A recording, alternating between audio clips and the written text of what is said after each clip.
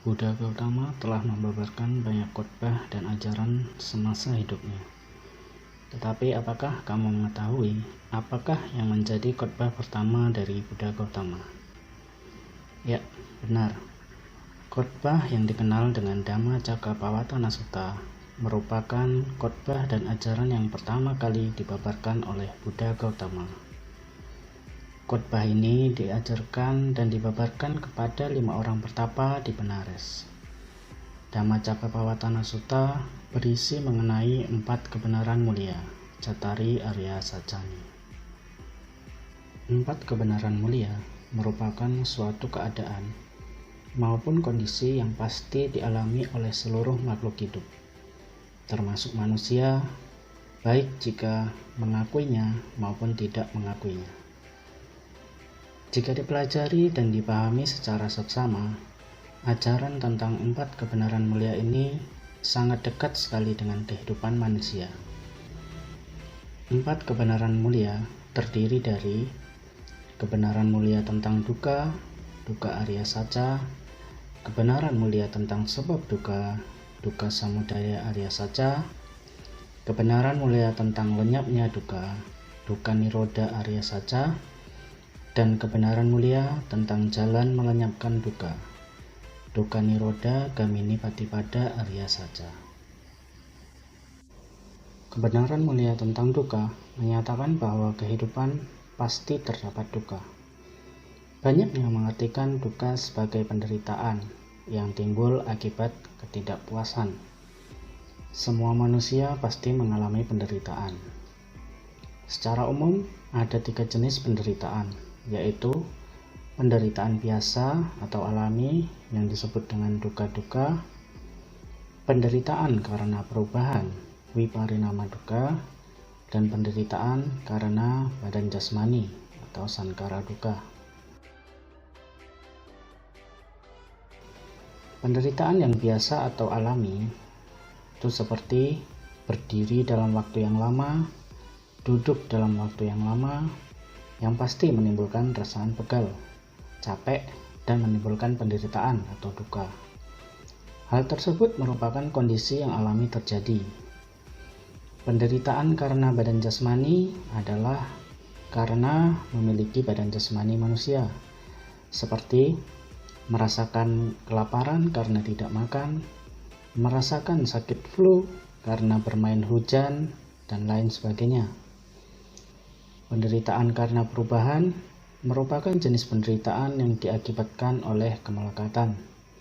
Seperti misalnya, penderitaan akibat berpisah dengan yang disenangi, atau penderitaan akibat bertemu dengan yang tidak disenangi.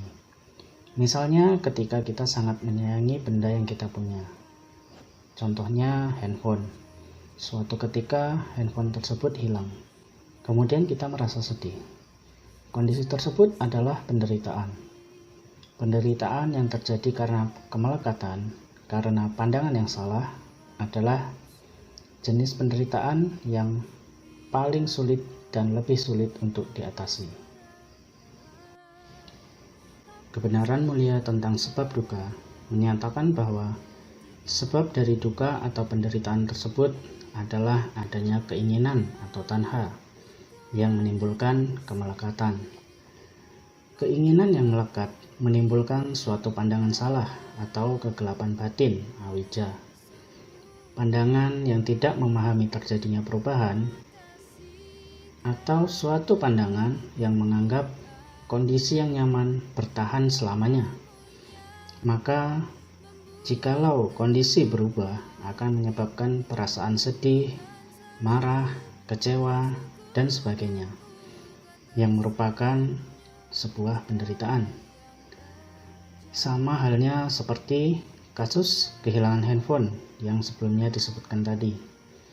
Dengan tidak memahami bahwa segala sesuatu tidak kekal, maka kondisi tersebut akan menimbulkan penderitaan atau dukkha. Kebenaran mulia tentang lenyapnya dukkha menyatakan bahwa penderitaan atau dukkha tersebut bisa diakhiri atau bisa dilenyapkan dengan cara menghilangkan keinginan atau tanha, dan kemelekatan yang merupakan sebab dari duka atau penderitaan tersebut. Suatu kondisi tanpa penderitaan, tanpa keinginan dan kemelekatan, merupakan nibbana, di mana nibbana adalah akhir dari penderitaan atau duka.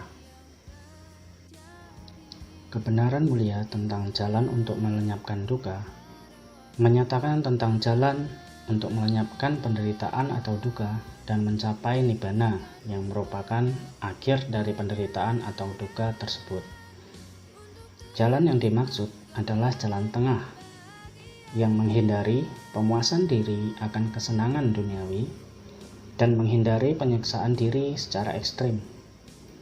Jalan tengah atau jalan mulia berunsur 8, Arya Atangika Magga, terdiri dari 8 unsur, yaitu pandangan benar, pikiran benar, ucapan benar, mata pencaharian benar, usaha benar, perhatian benar, dan konsentrasi benar.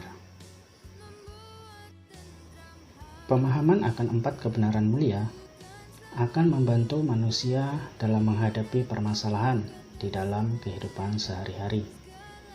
Setiap orang pasti mengalami masalah, termasuk sebagai seorang siswa. Misalnya, masalah yang dialami oleh siswa adalah mendapat nilai jelek sehingga dimarahi orang tua. Tentu itu merupakan masalah karena akan mengakibatkan siswa tersebut merasa sedih, kecewa, ataupun marah.